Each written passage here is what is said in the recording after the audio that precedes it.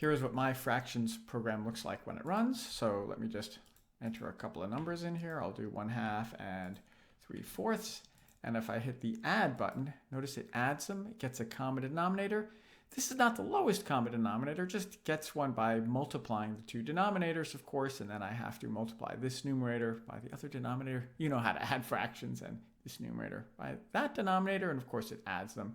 And I can do subtract, I can do multiply, multiplies across, and I can do divide, and then I can do simplify. So 4/6 is the same thing as 2/3. Now notice it also works for negatives, so if I subtract, -2/8 is -1/4.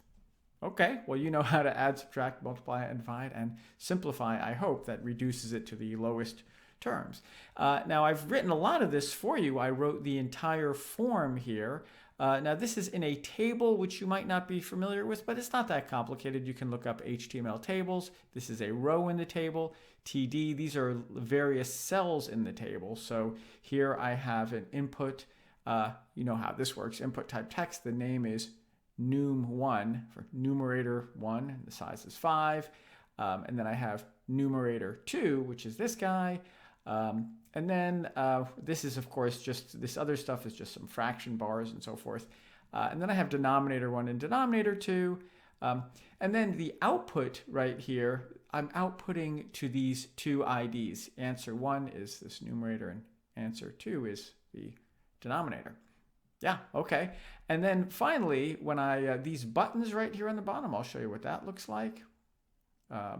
So these buttons, like let's do the add button, for example. So when you click add, it runs a function called add, and it passes it all of this information. Fraction, that's the name of my form, frac.num1.value. So it passes to my add function the first numerator, fraction, frac.den1.value. It's hard to read this. It's passing the denominator, and then it passes numerator 2. This line kind of wraps around here.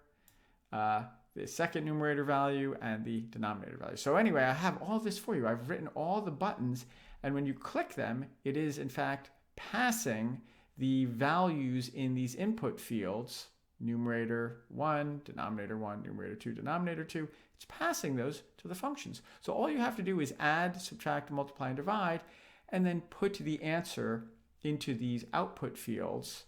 You know how to do that, document.getElementID, blah, blah, blah, into answer 1, ans1, and answer 2.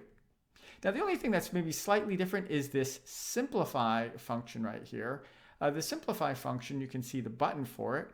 I'm passing it actually these two fields right here, document.getElementById, answer1, ans1. So I'm actually passing it this answer 1 and this answer 2. Yeah, give that some thought. Anyway, this stuff is all done for you. All you have to do is write these 5 functions. Add, of course, that's pretty obvious. You just have to add the fractions, subtract, multiply, and divide. Now simplify, that's going to be a little bit more work. You have to look for something like, let's say I add these. How would I simplify this? Well, I have to look for the largest number that goes in evenly to both of these values and then divide by it. So if I hit simplify, 10/8, yeah, 5/4, right? If 2 is the largest value that goes into both of them, so divided 10 by 2 and 8 by 2, and I got 5/4. So notice it also, again, it also works for negatives. Yeah. So yeah, this one's going to be a little bit of work. You have 5 functions to write, but I think you can figure it out. And thanks so much for watching.